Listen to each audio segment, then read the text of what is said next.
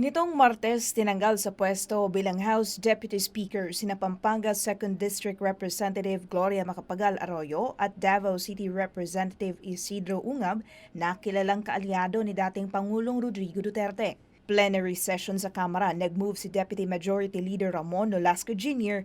para sa pagpapatalsik sa pwesto kina Arroyo at Ungab na wala namang naging pagtutol mula sa mga kasamahang mga mambabatas. Mr. Speaker, I move to elect Representative Antonio Tonipet Albano as Deputy Speaker, Vice Representative Gloria Macapagal Arroyo. There is a motion to elect the Honorable Antonio Tonipet Albano as Deputy Speaker, Vice the Honorable Gloria Macapagal Arroyo. Is there any objection? Chair hears none. The motion is approved. Majority Leader. Mr. Speaker, I move to elect Representative Yasser Alonto Balindong as Deputy Speaker, Vice Representative Isidro Ungab. I so move, Mr. There is a motion to elect the Honorable Yasser Alonto Balindong as Deputy Speaker, Vice the Honorable Isidro Ungab. Is there any objection? The Chair hears none. The motion is approved.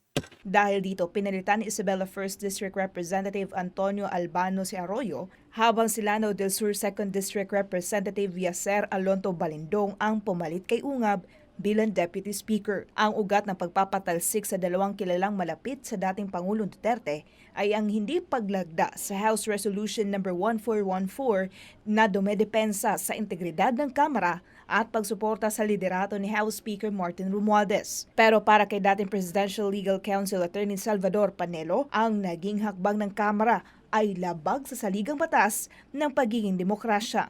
Akala ko ba na tayo? Akala ko ba merong freedom of expression?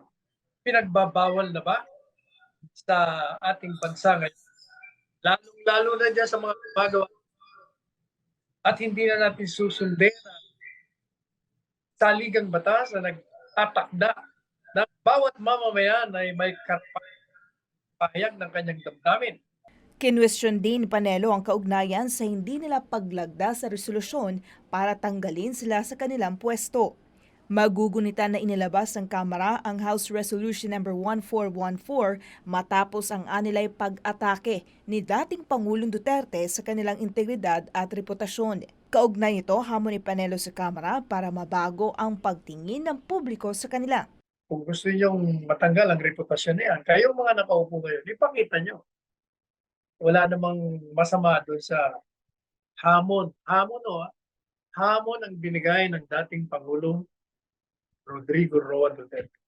Hindi po paninira yung ginawa niya. Inahamon lang naman ngayon Nabuksan ninyo ang record ng magkaalaman kung kano kalaki ang perang hawak nyo at kung paano nyo dinidisburse yan.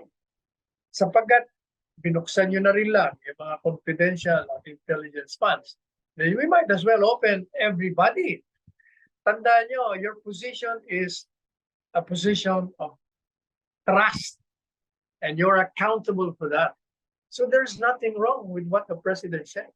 Matatandaan na hinamon ni dating Pangulong Duterte ang Kamara na buksan ang kanilang libro at ipakita sa publiko kung saan nila ginagastos ang kanilang pondo. Ang pahayag naman na dating Pangulo ay kasunod sa pagtanggal ng Kamara sa Confidential at Intelligence Fund ni Vice President